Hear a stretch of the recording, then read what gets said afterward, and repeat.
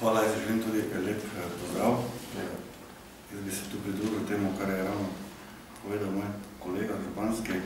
Mi imamo v tem trenutku v Sloveniji po moje dva koncepta, kar se razvoja tiče.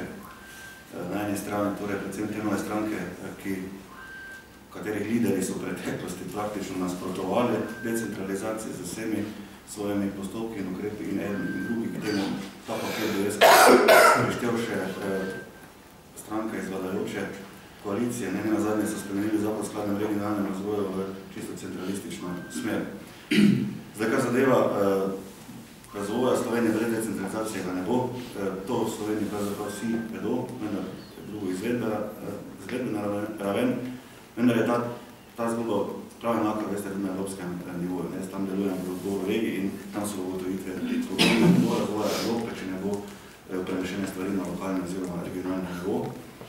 Bi se še pa dotaknil samo nekoliko črpanja evropskih sredstev, ker je z tem zelo tesno povezano.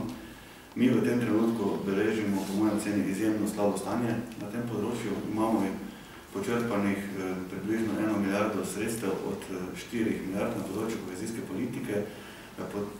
Po projekcijah bi morala biti vse še 1 milijarda zraven v tem trenutku, če bi želeli govoriti, da smo uspešni. S tem, da so skladi počrpani od najbolje tam od dobri 5% pa do 15%. In v tem poslušamo izgovore, češ da je bila zapuščina prejšnje vlade takšna, da je puščala negativno pozicijo. To ne drži, kar zadeva tudi teh izjav predsednika vlade aktualne. Moram zelo jasno povedati, da takrat, ko je ta vlada prevzela, ta projekt smo mi zapustili v zapuščino približno v plus 300 milijonov evrov neto prejemnica bila takrat Slovenija, s tem, da je pa res bilo večina teh sredstev na banki Slovenije. Očitno tudi zaradi tega, da so lahko te stvari zadržali, pa zdaj poskušajo pač kazati tam. No in že takrat sem jaz osebno tudi napisal odprto pismo predsedniku vlade v povezavi s tem, ker so napovedovali velike spremembe, kar se tiče samega sistema.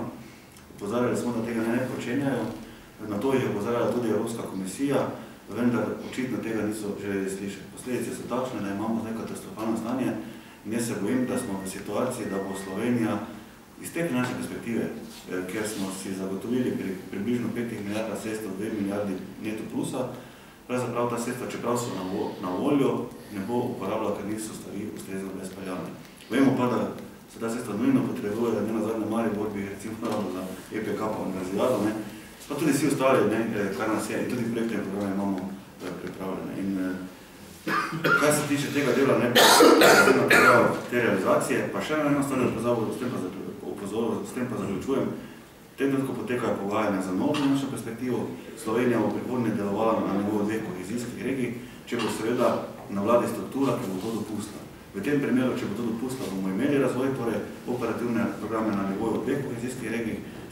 To pomeni sistemski premik iz državnega nivoja na regionalni nivo, tudi brez uveljavitve nekih pokrajin. Če tega ne bo, se bojim, da bo situacija izjemno slaba. Ne nazadnje bomo vedeli, da so to pravzaprav, kar se razvoja tiče in investicij Sloveniji, edina sredstva, ki imamo na novo. In zato je še toliko večja katastrofa, kakšna stane v tem trenutku.